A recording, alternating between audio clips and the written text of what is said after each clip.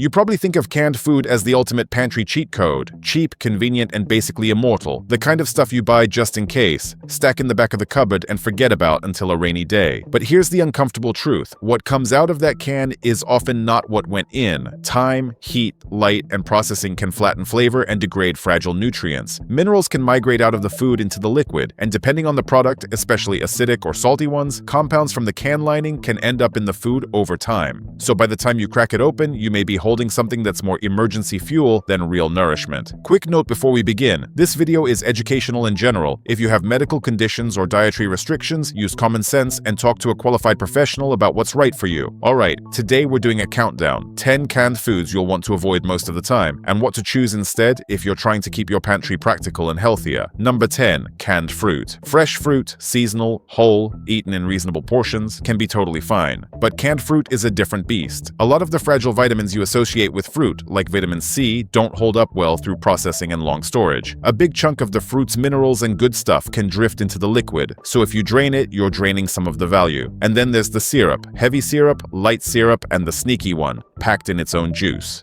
Even the own juice version can act like concentrated sugar water. The serving sizes on labels are tiny. Half a cup looks like nothing, so most people eat far more than that without realizing it. The net effect is simple: canned fruit often becomes a dessert pretending to be a health food, a fast sugar hit without the fiber and freshness that make fruit worth eating. Better choice: frozen berries, fresh fruit when possible, or fruit packed without added sweeteners, and still keep it occasional. Number 9. Canned pasta sauces and sugary tomato sauces. People think tomato sauce is just tomatoes, but many canned pasta sauces are more like a chemistry project with a tomato theme. Check the label and you'll often see added sugar, seed oils, thickeners, and flavor boosters. It might taste mild, but tomatoes are naturally acidic, and many products add extra acid and salt. Here's the bigger issue: acidic foods and can linings are not best friends. The more acidic the contents, the more likely you are to get unwanted migration from the lining over time, especially in products that sit on shelves forever. You'll see BPA-free labels, but BPA-free doesn't automatically mean risk-free, because some swaps use similar compounds, and scientists still debate impacts at low exposure levels. The practical takeaway isn't panic, it's preference. Choose tomato products in glass jars when you can, or use fresh or frozen tomatoes more often. Better choice: jarred sauce in glass with simple ingredients, or make a quick sauce from crushed tomatoes plus olive oil, garlic, salt, and herbs. Number 8. Canned beans, especially baked beans. Beans can be great, but canned baked beans are often beans swimming in sugar, sometimes with seed oils and flavor additives. Also, anytime food sits in a can with liquid, minerals can migrate into the liquid. If you drain it, you lose some potassium and magnesium, so even when the base ingredient is decent, the final result can be nutritionally diluted. Better choice: plain canned beans with minimal ingredients, ideally just beans and water, or cook dried beans at home in a pressure cooker and freeze portions. Number 7. Canned soup. Canned soup is where good intentions go to hide. It's usually a blend of added sugar, seed oils, thickeners, flavor enhancers, and sodium levels that can feel like a tidal wave. The issue isn't salt is evil, it's imbalance. Huge sodium without the potassium and magnesium you'd normally get from real vegetables and whole foods. Many soups also rely on hidden MSG-style ingredients like yeast extract and hydrolyzed proteins. Not everyone reacts the same way, but if you eat these constantly, you train your taste buds to expect that ultra-stimulated flavor profile while your body gets less real nutrition. Better choice: homemade soup in batches, freeze portions, or a quick emergency soup made from hot water plus frozen veggies plus leftover protein. Number 6. Tuna in vegetable oil. Canned tuna can be useful, but tuna in soybean oil or canola oil is the version to treat like a bad deal. Those oils are easy to overconsume, and people often drain them, which can also mean draining away some of the omega-3s you wanted. Plus, tuna has the mercury conversation attached to it, so you don't need fear, but you do want to be smart. Pick reputable brands, rotate with lower mercury options, and don't make tuna your only protein. Better choice: tuna in water or in olive oil, and actually use the oil. Plus sardines or mackerel in water or olive oil. Number 5. Canned pasta meals like canned spaghetti and ravioli. These are usually built from white flour, sugary sauces, cheap oils, and low-quality processed meat, plus stabilizers and modified starches. It's shelf-stable comfort food engineered to be cheap and addictive, not nourishing. Better choice: keep dry pasta, a simple sauce in glass, and a decent protein on hand, and you can assemble a better fast meal in 10 minutes. Number 4. Canned meat dishes. Vienna sausages, canned stews, canned chili. Between the mystery texture, additives, cheap fillers, and aggressive sodium, you're often getting meat-like product more than real food. Many products stretch meat with textured proteins, starches, and flavor systems. If you love chili, chili isn't the problem. It's canned chili's ingredient shortcuts. Better choice: cook a pot of chili from scratch and freeze portions, using plain beans and plain tomatoes and controlling the salt and the quality of the meat. Number 3. Canned vegetables. vegetables. This surprises people because vegetables have a health halo, but canned vegetables can be a sad version of what they started as: limp, overcooked, and sitting in liquid you usually drain away, taking minerals with it. Many brands use firming agents and stabilizers to keep texture and color, and the can lining issue still exists. Better choice: frozen vegetables, because they're flash frozen close to harvest, convenient, and often a better real-life option than canned. Number 2. Canned fish in sauce. Sardines and mackerel can be amazing pantry proteins, but once you buy them in sweet chili sauce, tomato sauce, or flavored seasoning, you often inherit sugar, seed oils, and flavor enhancers, plus extra sodium. It's like taking a good ingredient and dressing it up in junk. Better choice: canned fish in water or olive oil, then add your own flavor with lemon, spices, herbs, and real ingredients. Number 1. Sweetened condensed milk. This is basically a dessert concentrate. A couple spoonfuls can pack a huge amount of sugar, and it's easy to use far more than you think in coffee drinks and recipes. If you want creamy sweetness, there are better routes than concentrated sugar dairy syrup. Better choice: heavy cream or coconut cream, and sweeten lightly yourself, or just use less sweetener overall. Now here's the balanced truth. Canned food is useful. If you're snowed in, if the power is out, if you need shelf-stable backup, cans can absolutely save the day. The problem is when canned meals become the default, when dinner is constantly pulled from a metal cylinder because the label says it's a complete meal. Your body isn't built to thrive on ultra-processed convenience. Even if a single can doesn't ruin your health, the pattern adds up. More sugar, more seed oils, more additives, more mineral imbalance, and less real nutrition. A good target for most people is to make most of your food fresh or minimally processed, then use canned goods strategically. If you want a practical example of the least bad canned choices, the plain ones usually win. Plain beans with minimal ingredients, plain crushed tomatoes preferably without extra acids and heavy additives and ideally in glass when possible, and canned fish in water or olive oil. Build real meals around those with fresh or frozen foods. And if you found this helpful and you want more pantry truth videos like this, smart grocery swaps, label decoding, and easy meal strategies, subscribe so you don't miss the next one.